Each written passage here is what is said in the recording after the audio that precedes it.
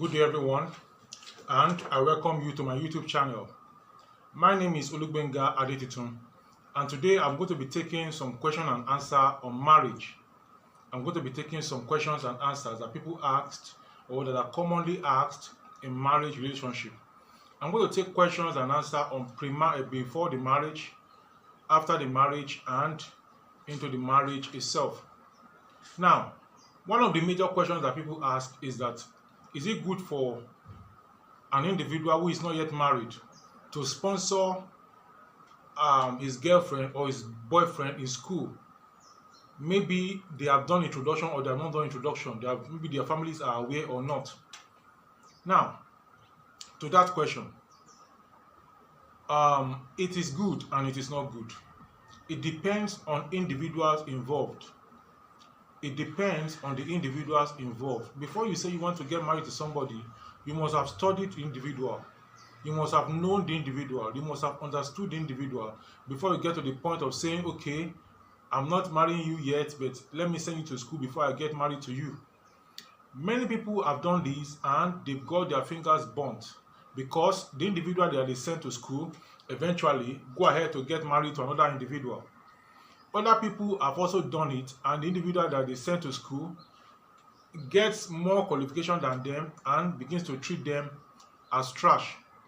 Some other people have sent their would-be spouses to school even before their marriage or even before their engagement, and 2, 3, 4 years they sponsor the individual in school. If the individual comes out, they get married and they live their married life. So what I'm saying is that it depends on you. It depends on your relationship. You, before you send somebody to school, if what you want to do is not charity, if actually what you want to do is to get married to the individual, then you must have a concrete plan, agreed plan. You must have reached an advanced stage with the family. Personally, I will suggest, if you have the money to send the individual to school, why don't you get married to the individual and send the person to school? Let the person go to school from your home, instead of you sponsoring the person to school and then the person maybe have access to other individuals. You know, marriage is a competition. Getting somebody to marry is a big competition, and people will be giving you different stories and different things that, okay, the lady must be this, must be that, must be that. Yes, there are some ladies that are more than 30 years or even more than 40 years old, not married, they have money, they have everything. Perhaps for some reasons they were not married.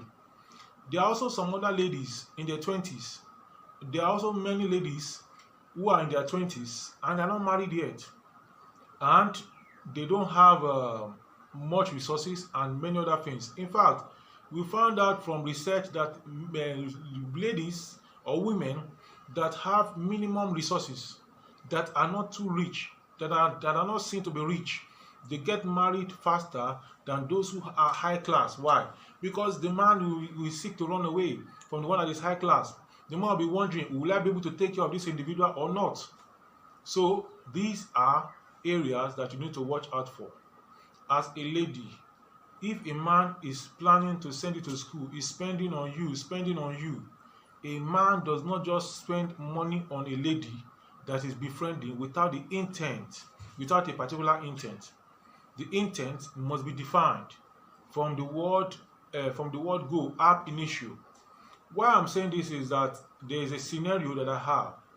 The lady was living with her parents and was going to school, and the man and the lady, they met somewhere and they became friends. For close to 2 years, the lady was in school, the boy has finished school and is doing his masters and waiting for the babe to finish her university education so that they can go ahead with the marriage. Everything was smooth until the lady wrote her final exams. Then she said she was no longer interested.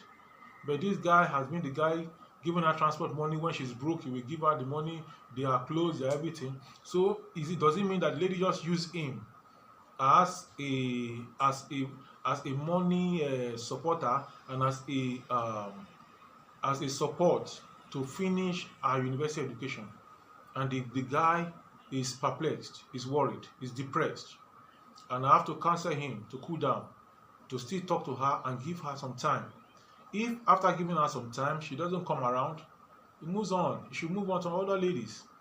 He should move on to other ladies. But the point is that the boy feels bad that all this while he has been spending on her, she didn't say she was not interested. She didn't say she was not going to play ball with him until after she has finished her university education. And he came up and was saying it. Then I asked him, how old are you? He said he was close to 40. I asked him, how old is the lady? She said she was in her mid-20s. So I see that the age difference was about 13, 14 years. Now, another question that people have asked me is that how large or how short should the age difference be in couples that want to get married? Should the age difference be up to 20 years? We have couples that got married, especially in the olden days, our forefathers. They get married, the man is older than the woman for like 30 years, 40 years, 20 years, 10 years, 15 years. So there's a generational gap. So when the man is talking, the woman feels that, this is my father. Because 20 years, when people that are 20 years, you find their children, the age mate of that lady. And then the woman she's careful. The man is 40, she's 20. So there's generational gap. The generational difference. The friends that the lady moves with, they are in their 20s. The friends that the man moves with, they are in their 40s. There's age difference. When the friends of the lady come, they see the man as Baba. When the friends of the man come, they see the lady as Omo, as a babe, as a little child. And then when they are discussing, there is a gap because their age is far apart. Well, we can leave that at all those aspects. The friends can see the lady as Omo. The friends of the lady can see the man as a Baba, as old man. All that are minor. Once the lady is able to procreate, have children for the man, and take good care of him, there should be no problem. But another problem that happens with too large age difference is that one partner will die earlier than the other partner. And it so happens that the men die earlier than the women. Most importantly, when the man is much more older than the woman. So we have plenty of widows in town. Plenty of widows in that era where they got married and the age difference is wide. So when the woman is 20, the man is 40. When the woman is 30, the man is also advanced in age. It's also maybe 20 years difference. When the woman is 30, the man is 50. When the woman is 40, the man is 60. When the woman is 50, the man is 70. When the woman is 60, the man is 80. That kind of age difference is too wide. And it's because of the gap. Definitely, as people get older, they tend to begin to depreciate in value. And that can lead to one partner will have to go earlier than the other partner. But when the age difference is between 2 and 5, it's between 1 and 5, you see that they are able to blend properly and they are able to function as they ought to function. I'm going to give you other details in a jiffy. Welcome back. As I was saying before we went on break, somebody sponsored somebody to school or sponsor somebody to learn a trade or into a business with the plan and the promise of getting married. After the individual has spent money, spent time nurturing the other one, then that one that is nurtured comes up and said he or she is no longer interested. That is going to make the other party to feel very, very bad and very, very sad, and it can cause heartbreak. So if there is no proper understanding, people should desist from that. Yes, another individual was asking a question and wanted me to clarify if his stance on certain issues, dealings with his fiancée, are okay or not.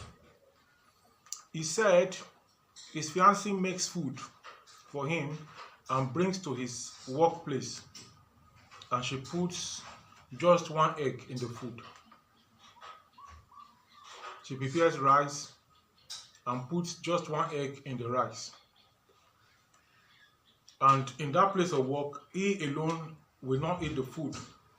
Some of his co-workers, friends, colleagues, will also have a bite. So he said he have told the lady once, twice, 3 times, 4 times. But the lady persists in bringing just 1 egg to him. So he was asking me what is to be done. This is a minor case and is a matter of maturity. Sometimes, even in the married life, the man bears some things and the woman also bears some things, and then the marriage moves on. Outsiders don't see what is happening. A man was married for 40 years, living with his wife. An individual went to him to seek for counseling, to seek for advice. And he said, you have been living with your wife for 40 years. It must have been very uneasy. How are you doing it? Tell me the secret. Your wife must be a good woman. You as a man must be a good man. The wife was inside the house in one of the rooms. She did not know the husband has a visitor. So the husband kept quiet. He just called the wife. He said, my wife, Mama so, Mama Emeka, or Mama Aminu, or Mama Tunde. The woman answered. He said, Mama Tunde, bring water for me in a cup. Mama Tunde responded. She didn't know you had a visitor. That is your hand paining you? Stand up and go and carry your water by yourself. Then the man kept quiet and told his visitor, who came for counseling on marriage, that, can you see? That is what I've been bearing for many years. What that is, analogy is telling us that no marriage is perfect. Your wife is not perfect. Your husband to be, your wife to be is not perfect. Your husband to be is not perfect. Sometimes some errors, some mistakes, some deliberate acts happen in marriages. What do? Are you going to call it quits? No. You patch it up and off you go again in the journey. What somebody that caused you sadness today, in the next day may cause you sweetness. And I'm telling you, marriage is sweet. Marriage is interesting. Marriage is fantastic. A woman may cause you to feel bad now. The same woman will cause you to feel very good in the next minute. So there are some minor things you have to overlook. The woman comes to meet you with only 1 egg in the food, no fish, no meat. Sometimes in marriage, you just give your wife money to cook soup, and she prepares the soup, and the first serving she will serve you is bone, not meat. And the soup has not yet gone far. What are you going to do? Sometimes you give your wife money to do some other things. What is prepared is not, you just get it and you move on. But if you say you're going to quarrel and fight and do this, you're going to cause a lot of havoc in the home. I heard about a man. He knew he had been managing his wife putting too much salt in his food. He had been managing it, trying to correct her, and then they had visitors.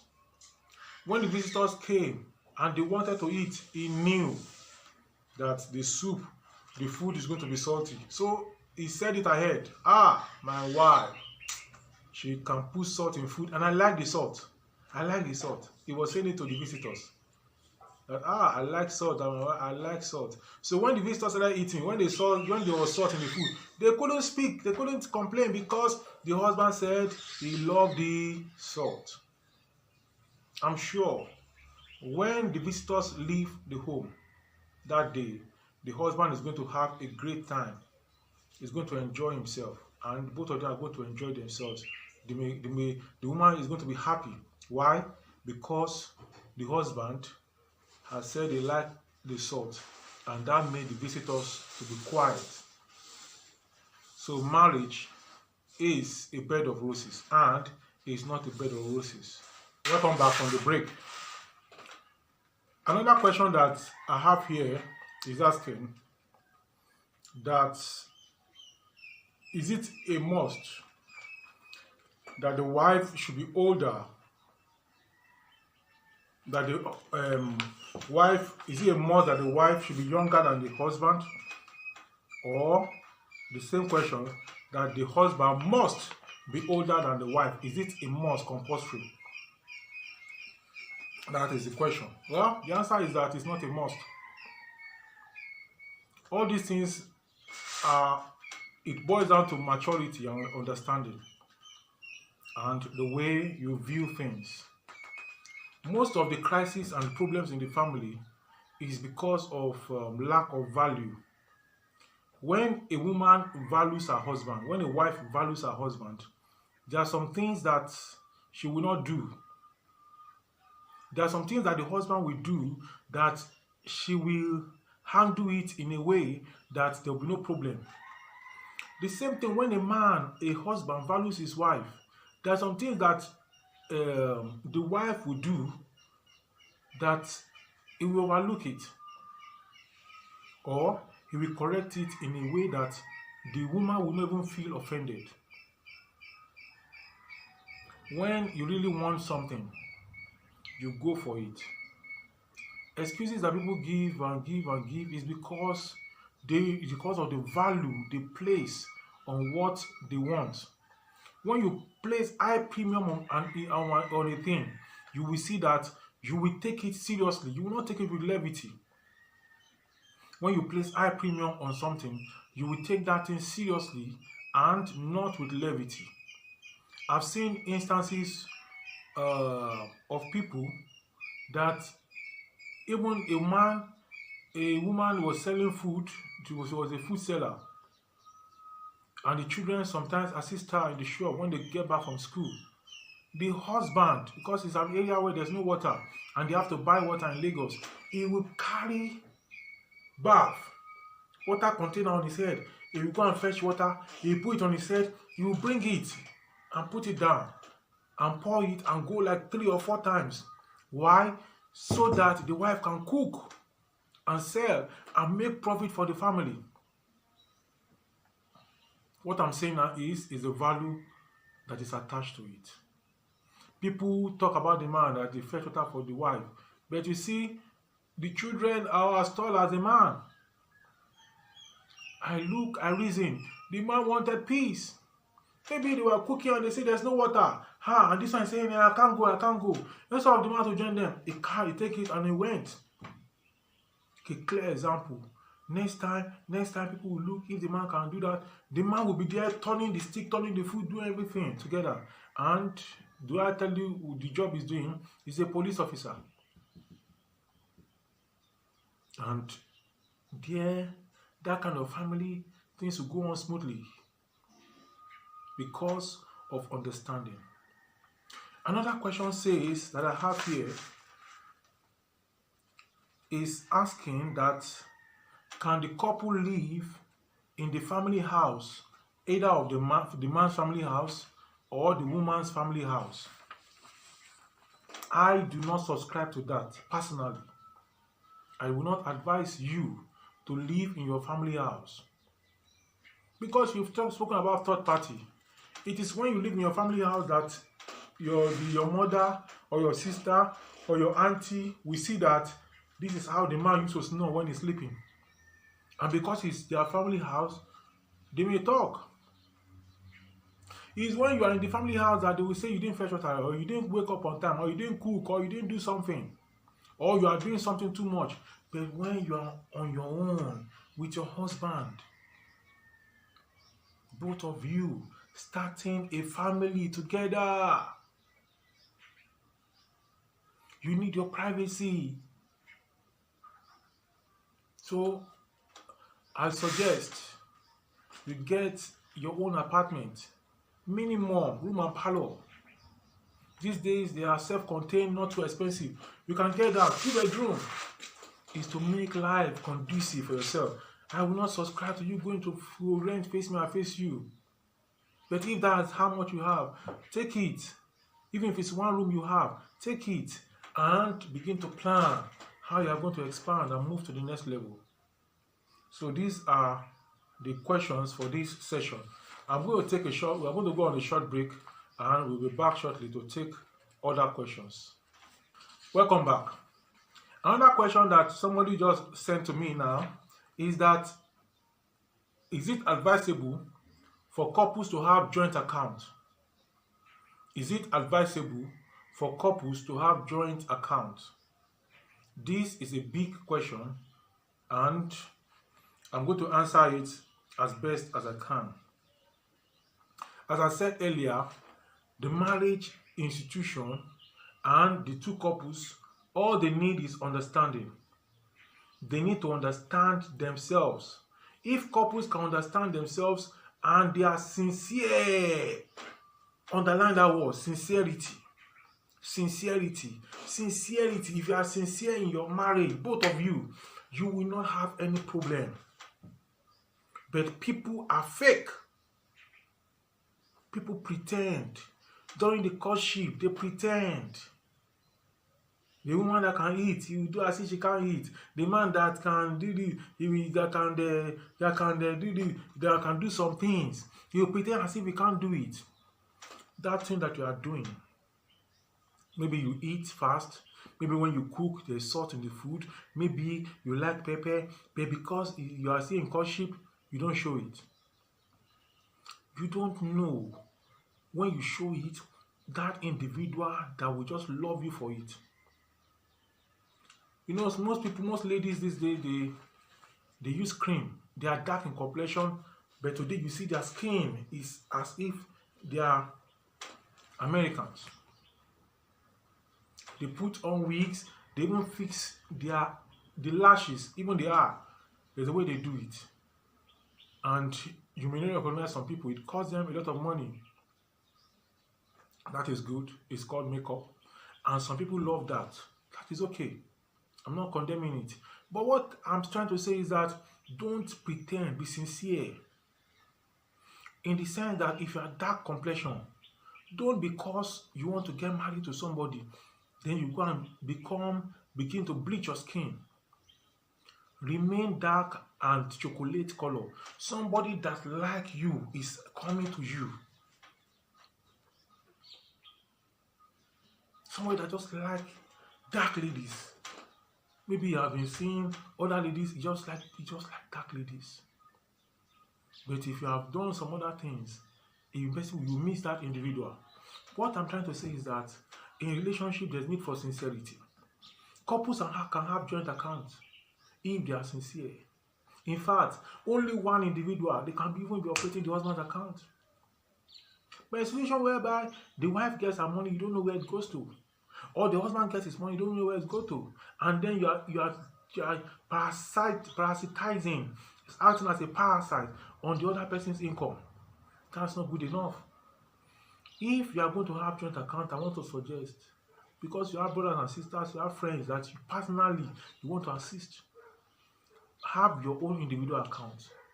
If both of you are working or doing some business, agree you are going to contribute so amount to the joint account, and the joint account will be for a particular purpose. So by so doing, everybody have his own individual account, the needs of the family are met, and then the joint accounts are there. Then if you want to do charity, personal charity, you can do. If you want to do joint charity, joint things, you can do it from the joint account. And if it's not, if the funds in the joint account is not sufficient, you can take from individual account and augment. I think that is better than just putting your money together and saying you are spending it together. That is going to make it, though you are one, but even though you are one, you still do some individual things, even as one entity. So based on that, you still need some form of liberty to be able to function as individuals in life. So we'll take the next. Welcome back again. Another question I have here is asking that at what age should a man or a woman begin to think and plan for marriage? At what age should a man or a woman begin to think or plan for marriage? That is a big question that has no specific answer. Marriage should be contracted in terms of age when the man and the woman are ready. It should be contracted when the man and the woman are ready. What do I mean? I've seen some people that are 30 years old as a man. They will say, I don't have money yet. I'm not ready yet. I've seen men that have 35 years old and they have money, they have material, they have resources. They said, I'm not ready to settle down yet. I'm still watching. I'm still taking my time. I still have time. Whereas I've seen people that are 20, 25 years old, no job, nothing, and the family finance their wedding and they get them settled, and then they support them to some extent and they establish them in businesses or in whatever they want to do. So it depends on a lot of factors. I know of a gathering, a congregation of people that said the age that they will allow a lady to get married is 24, 25. But a particular lady finished her university at the age of 22. And at that age of 22, made the first class. And then they bypassed that protocol of 24, 25 years. And then she got married. Why? Because she had proved her capability in the discipline that she has chosen academically. So the age at which you are able to prove that you are a man or you are a woman is the age of marriage. Sometimes the age, these days, things are fast. Education is fast for our young ones. At the age of 19, somebody has finished university education and is assisting his father or the mother or assisting in a company somewhere and is managing the company, is overseeing the company successfully. And then you are going to tell me that when he's 20 or at that age 19, he's not ready for marriage? No, he's ready. He's ready because he's already settled in the real sense. But there are some people at the age of 30, they are still struggling. At the age of 30 years old, they are still struggling. They don't know their left from their right. Such people should be mature. Maturity is the ability to handle things independently, not depending on other people to handle certain things. Because marriage is an independent event. In the wedding, we are going to contribute for your wedding. Somebody will buy the drink, somebody may rent the hall, may or may not. Somebody may even give you money for the gown, for your suit. Somebody may even give you money to rent the house. The house you're going to stay when you get married. All this is just to get you settled. The moment you are married, in fact, the married people, some people will even take care of the drinks. Excuse me. Some people will take care of the drinks in the marriage. During the wedding, I mean. Wedding is for a day. Marriage is for a lifetime. Nobody is coming to come and live with you and be telling you, tell your wife, I love you. Kiss your wife. They do it today, do it tomorrow, do it next tomorrow, do it every day in your house. No. When you get married, you are the man of the house. As a lady, when you get married, you are the babe and the woman of the house, the mother of the house. As a man, you are the father of the house, even if you are 20 years old or 25 years old. I know of people that they married at age 16, 17, 18, even as men. Even as men. Some married at age 19, 20 as men. So, and they had good marriages. So it is not a function of age. But age can be involved, giving you time to complete your education, giving you time to complete your apprenticeship and to establish yourself and to gather resources before you launch into the marriage. So that is that for that. It's at the time you are ready and you are mature, that is when you go into marriage. You must have what you are doing to be able to take care of the family. Now, another question says, how much should one have in his account before going into marriage? How much should one have in his account before going into marriage? Now, what I want to say is that there's no specific amount you should have in your account before you go into marriage. Somebody said before he got into marriage, he had 1.5 million with him. Some people said they have 200,000 with them in their account. Some people say they have just 50,000. All these are good. The pivotal thing before you go into marriage is that you must have a regular source of income, whether it is a paid employment or it is a business that you are doing.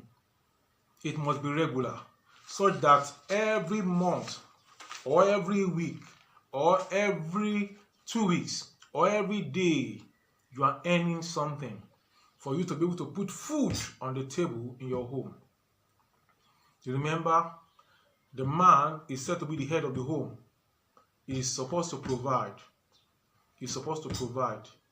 The man is supposed to provide in the home. When there is money in the home, then there's honey in the home. Your wife will call you honey. But when there's no money, there's no honey. So that's why it is said, no money, no honey. No money, no honey. When money dey, if money come, if money dey your hand, your wife will call you honey. She go put big fish inside your food, big turkey. But when money no dey, she go deliberately go carry bone, put am for your food, so that you go talk. Then she go talk back to you, so you drop anything. If money no dey, she go cut fish head, the type of fish wey you no dey chop, she go buy am for you. And you no go fit talk. So you should have money if you want to enjoy your marriage. You should have money. As a man, you should be able to provide. The wife can support you, but she will to provide for the home. Most marriages have problems. About 70 to 80% of issues, challenges in marriages is because of finance. As a man, go and learn a trade, get a job, start a business, start a company of your own, join hands with your friend, start a company, run the company, and when it stands, is bringing in income, do more than one thing. Don't just rely on one thing and say this is the only thing I'm doing. Let's assume that you are a teacher in a private school and you are teaching, and COVID-19 lockdown came. Students and the parents did not send their children to school because of the lockdown and social distancing. And then you are unable to earn because when the children don't go to school, parents don't pay. And when parents don't pay, the proprietor or proprietress of your school will not be able to pay you. And you are not paid. Why can't you learn something else by the side? If you're a teacher, why can't you write books? Why can't you develop educational materials that schools can utilize and can bring in income for you? Why can't you go into fish farming? Why can't you go into poultry? It doesn't affect your teaching. Why can't you go into different areas that will bring income to you by the side? And I want to advise, go into an area that have to do with food, because people must eat, whether there's COVID-19 or no COVID-19. In fact, during the COVID-19 lockdown, people were looking for food more than before the lockdown. So those who are into agricultural production, into food business, they make a lot of money during the lockdown. So if you're a teacher in a private school, or you are doing some private work that can be affected by one thing or the other, what kind of work, any kind of work you're doing, you should learn, have a second source of income, or a third, or a fourth. So you have 4, and that is going to help you. Remember, no money, no honey. We will continue after the break. Welcome back from the short break. Somebody asked another question. He said, I have accommodation, I have everything needed in the home. The lady have said yes, we've done introduction, but I don't have money to conduct the wedding. What can I do so that I can get married? Now, this is a pertinent and very, very paramount question, and I'm going to provide answers to the question. In talking about marriage, I've said it earlier, is different from wedding. Marriage is for a lifetime, but wedding is for a day. It is not mandatory that everybody that comes to your wedding, in their thousands or in their hundreds, must be fed. The reason why they came for your wedding is to witness, to serve as witness that yes, you are married, and to rejoice with you. If I'm rejoicing with you for you celebrating your marriage, I'm rejoicing with you in reality. Whether you give me food or you don't give me food, I'm going to be happy with you. Whether you give me drink or you don't give me drink, I am going to be happy with you. Now, to address this matter, most churches, most mosques, even in the court, all that the court especially needs is you and your wife and the witnesses. That's all they need. When I say the witnesses, it may be 2 people from the one side, 2 people from the wife's side, and 2 people from the man's side. So, you and your wife, two from your side, from each side, making 6. In fact, sometimes 1 can be sufficient, making 4. All they need is witnesses that will sign that they were present when the marriage was contracted. Marriage is a contract. Wedding is just a ceremony to usher in the marriage. So if you have the basic things that you need to have, you don't need to squander all your savings on that one-day wedding and then start living a life of penury. Many people have done that and they are regretting it. If they can redo it, they will have loved to redo it. What I'm trying to say is that in marriage, in wedding, you don't need to squander all your resources. You plan and you cut your coat according to your cloth.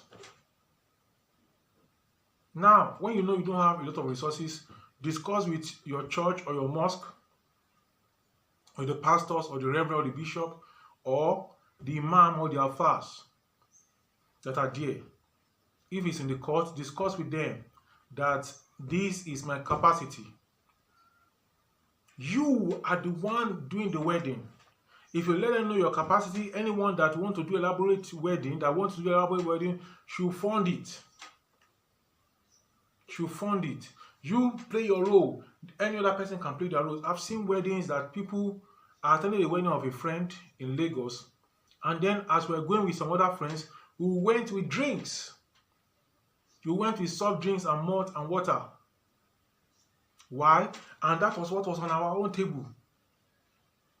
That was what we have on our table. We did not want him to be spending on us while also spending on everybody there. So it's like a form of support. Okay, we come to rejoice with him, but we also came with our wine. You see some people, they go for wedding, go for parties or ceremonies, and then they'll be struggling that they have not been given food. Why can't those well-wishers make their own food in a cooler and bring it to your event so that you all can partake in it together? So, whatever you have, even if it's water you have to give, maybe just rice, some quantity of rice and water, the church or the mosque should be able to bless the union and allow you to go and start your family. So whatever amount you have, you should be able to start a family with that without any hesitation. So I hope that question is clear. It's a matter of understanding. It's a matter of simple understanding. So you're welcome back. The next question is not directly from the individual that is having the problem, but is asking on behalf of somebody else, and I'm going to answer the question.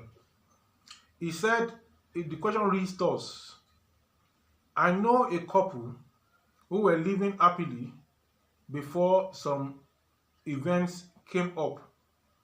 And these events make them to go their separate ways after having children together. Some of the children are with the man, some are with the woman. And the family members, some of the family members are sworn that they will disown the man, or the wife's parents also they will disown her if she goes back to her husband. This is one question and a multidimensional question. How did the parents of the wife or the parents of the husband get to know that there is crisis in their home? How did they get to know? They got to know because the man and the woman could not manage the home, and they had to take the matter out of the home. And that is what have caused crisis for them in their home. It is important to note that in a marriage, there is going to be disagreement. There is going to be fighting. There is going to be verbal abuse. Sometimes, not every time. In fact, sometimes there may be physical abuse. The role of the man and the woman is to forgive themselves. If it's just once, by mistake, you forgive and you continue the relationship. If the abuse is frequent, you can seek help from a counselor. Your family members are not your counselors because they are not going to play the role of counselors. A counselor, a neutral counselor, will not take sides, but your family relations will take sides. The father of the woman or the mother of the woman will take sides with the woman because the woman will give them her own side of the story and they'll believe her. The sister and the brother of the woman will believe her and her friends. The brother and the sisters of the man and the parents of the man and the friends of the man will believe the man because that is their own. But both parties, they are one and they should be one. So the family members, whether from the man or the woman, should be able to see them as one and treat them as one and tell them you are one. What is wrong with you? But they will not. What they will do is that they will isolate their own and begin to support and begin to say, why do you take that? Why do you do that? And it can escalate the problem. A situation whereby a father or a mother of the wife or of the husband is saying, I will disown you if you take her back, or I will disown you if you allow him to get back to you as a wife. They say they will disown the wife if he goes back to the man to get married to him after having kids together, after having children together. That father and that woman, they do not mean well for the family. They do not mean well for the children that came out of that union. Children, a child that is raised by one hand, by one man, and not man and woman, is going to have some form of deficiencies in his life, which he is going to tell later. So when there's a quarrel, and you see that it's beyond you, take it to a neutral counselor. And we have a lot of them in town. You just pay a token. You have arbitration. Don't take him to court. Go for arbitration. You just pay a fee. They will counsel you, and you reach an agreement, and you take up your family life from there. So instead of telling your friends and your parents and your siblings, seek counseling from professional counselors who are going to counsel you, who are going to counsel you properly, and they will not spread the news of what is happening in your home. Most marriages are broken today because the news of events of the breakage is being circulated all over. There's a crisis in the home, you will inform A inform B, B inform C, C inform D, D inform E, E inform F. Before you know it, up to 50 people have heard about your marital issue. Now, I want to advise the couples. Perhaps you are watching this video and you are a man, you are separated from your wife, and you are a woman, you are separated from your husband, and this one is holding some children, this one is holding some children. Let me tell you, the solution to the problem in your home lies in the hand of the two of you, the man and the woman. It does not lie with their parents. It lies with the man and the woman. The man and the woman are the people that are going to do what they ought to do to make their marriage to work. The man and the woman are the two individuals that must take their stand to make their marriage to work. The man and the woman are the two individuals that will come together to make their marriage to work. The father of the husband cannot help the marriage as the man, as the husband himself. The mother of the husband cannot help the marriage as the husband himself.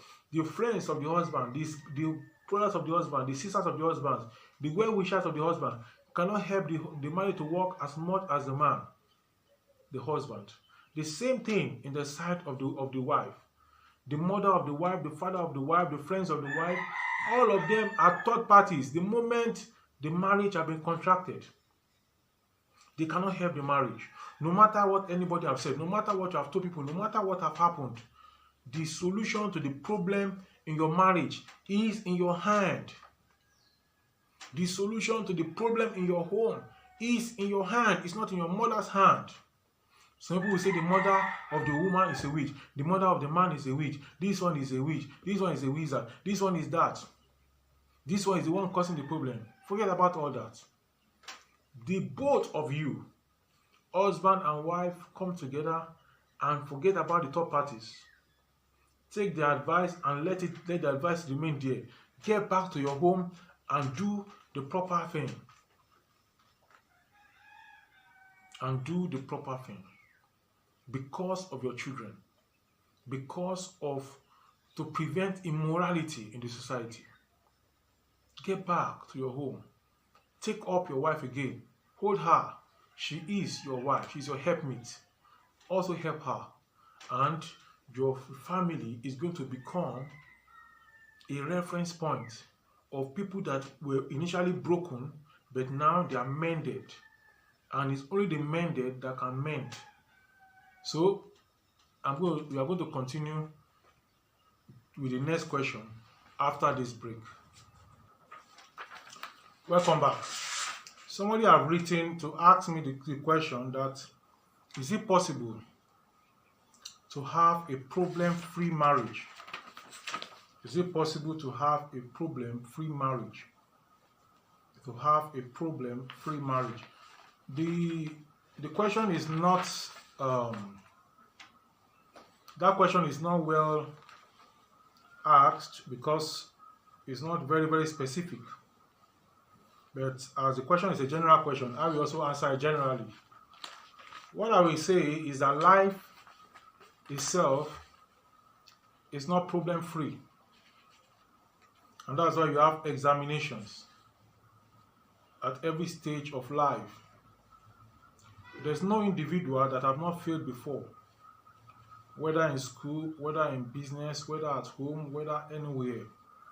But the important thing is to fail and to see the mistake and to learn from the mistake and to move on and not to repeat the mistake. So in marriages there are problems caused by others, caused by ourselves. But as I said earlier, the two parties in the marriage, the husband and the wife, are the ones that are the key indicators in the marriage.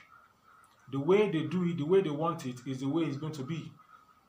The way the two of them want it and do it is the way the marriage is going to be and is the way it's going to go. So the two individuals must do what they need to do as they ought to do it. Now, somebody have asked before an elderly individual was asked, and he answered the question of problems, that if there are no problems, if you just wake up and it's his day, the day is bright, and it's bright and bright in the morning is bright, afternoon is bright, in the night is bright, in the midnight is bright, and the following morning is bright. It's just bright for days, for a year, for years. There's no night, there's no darkness in the clouds. How enjoyable is that going to be? At the same rate, if the cloud is just dark, everywhere is darkened, and then we need light, artificial light to see, and it continues like that day in, day out, without any break, how is life going to be? So life is full of problems, but the joy and the beauty is the capacity to solve the problem, is the ability to identify a problem and to solve it. I say it most times based on what I've read and seen in movies in advanced countries like the USA or Britain, and they have temperatures that are we can call the temperatures abnormal temperatures. The temperature that they have are not mesophilic temperatures. They're not normal temperature of 25 degrees C to 37 degrees C or to 35 degrees C. The temperature ranges in those places about sometimes 0 degrees Celsius, 4 degrees Celsius, so that if you put water in a bottle or in a cup and you leave it outside, not inside of the building, outside of the building in such temperate areas, by the time you wake up in the morning, the water in the cup will have frozen. But those countries, they realize their problem and they solve it by providing things that make life conducive for them. They wear thick clothes if they are going out, and they are not going to go out and be in that snow or in that cold weather for long. Once they go out, they go into their car. So such countries, they make car affordable for anyone. Anyone can afford a car. If you start work in such countries today, you can get a loan, a car loan, even when you have not received your first salary.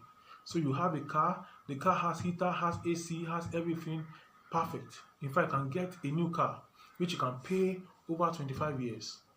In such countries, they know the importance of a home, because you need to stay indoor to be cold or to be warm. So what they do is that they make housing easy to access. It's not a difficult thing.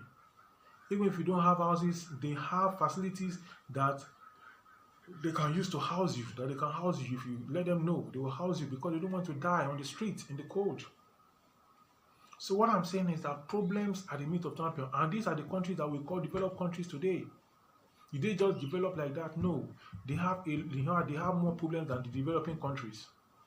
They have more, the USA and Asia, I beg your pardon, USA and Britain, they have more problem naturally than Africa and Asia, but they are more developed. So problem can develop you, and problem can also mar you. It depends on your attitude. It depends on you.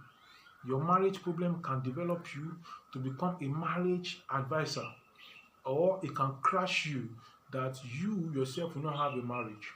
So the ball is in your court. I believe you are going to take the right step and you are going to do the right thing. If you have any further questions, send them to me. Drop them in the comment section below. You can send them to my email if you want it personalized. My email is newgbenga@yahoo.com. I'm writing it below now. newgbenga@yahoo.com. NEUGBENGA@yahoo.com. You are welcome from that rewarding break. The next question that I have here is going to be the last question for today on marriage for today. We may continue in the next video. So I want you to send in your question to newgbenga@yahoo.com, or drop your questions in the comment section below. And if you have other answers and comments, drop them in the comment section below. I also want to plead with you that you should subscribe to this YouTube channel, and you should like, and then you should share my videos. This individual is asking that what are other materials that can help married people and people who are intending to get married. Um, you need to read books on marriage. Not all the books are perfect, and not all the books are imperfect. At least you'll be able to draw from the experiences of others, because the books contain the experiences of others. Everything I've shared with you now is, some of them are from the books I've read, from the tapes I've listened to, from the YouTube videos I've watched on marriage, and also from my own personal experience. I think from personal experience goes more, but my personal experience is born out of the books I've read that makes me to react the way I reacted, and thank God for success in marriage. I have other videos on marriage which I want you to watch. One of them is what I titled 6 steps to take to make your marriage stand the test of time. In that video, I discussed or I explained 6 steps you can take to make your marriage stand the test of time. Also, I have another video that is titled Advice for Nagging Wives. Advice for Nagging Wives. You can also check that out. It's an advice for wives that are nagging. So the husband, as a man, you can get it for your wife. As a young individual, you can get it for your sister and for her to see. Another video that I have on marriage is why marriages break easily. Why do marriages break easily? I explain the reason. So let's get to watch that and share that also. Another one I have is one secret, just one secret that will make your marriage last longer. One secret that will make your marriage last longer. If you just hold on to that secret, your marriage is going to last longer. It is well explained in that video. Another video that I have, which you can check in my marriage playlist on this YouTube channel, is how to handle a nagging wife. Most women will nag one way or the other. So how do you handle it? I explained that in that video. Another one on marriage is how to make your marriage very enjoyable. It's also in the playlist on marriage. You can check it out and listen to it, watch it, and adhere to the sayings and the teachings in that video. Now, we have said that no money, no honey. When there's no money, there's no honey. So how do you get money? I've have some videos on entrepreneurship, on finances. There are so many in my YouTube channel here. So check them out. Check the playlist and check them. One of them is how to make at least 200,000 naira monthly in egg distribution business. How to make at least 200,000 naira. If you are in USA, is going to be equivalent to how to make at least $200,000 monthly in egg distribution business. If you are in Ghana, it's going to amount to how to make 200,000 cedis monthly in egg distribution business. Another video is freshman mistakes on campus. Freshman mistakes on campus. The mistakes that young people make when they get to campus. You have young people or you're a young individual watching this video and listening to me. There are some mistakes that are made on campus. I interview some young people and I asked them to write out mistakes that young people make, and they wrote out a lot, and I condensed them and I explained them. Another video which talks about money is ways to prosperity anywhere. Ways to prosperity anywhere. Another video which I have talking about money is what money is and where money is hiding. What money is and where money is hiding.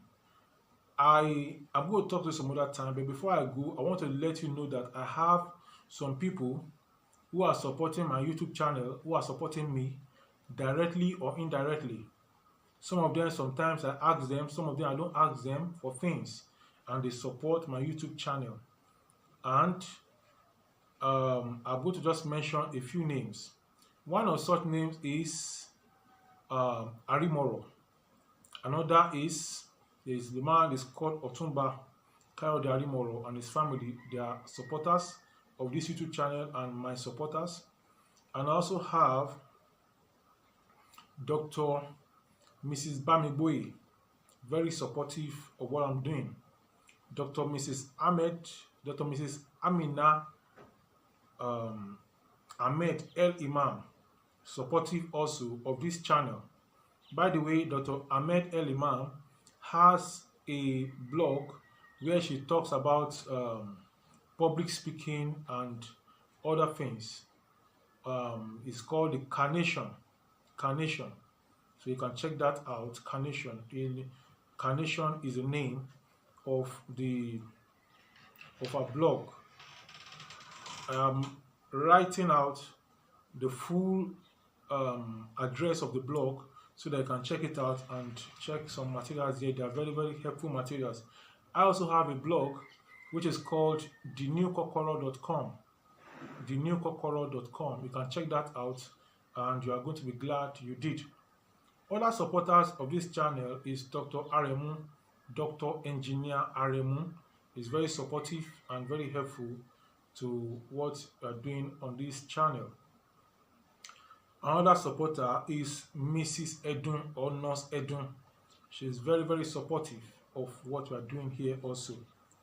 And we have other supporters here and there. I'm going to be mentioning their names in a subsequent release of video. I want to thank every one of you. You that are watching me now, you are a supporter. You that are subscribing, you are a supporter. You that are making comments, you are a supporter. You that you are sharing my video, you are a supporter. You that you are liking this video, even watching it, you are a supporter. I thank you. I thank you. And my prayer for you is that your marriage is not going to be a problem. Your marriage is going to work and it's going to stand the test of time. And I'm going to talk to you some other time. Bye for now.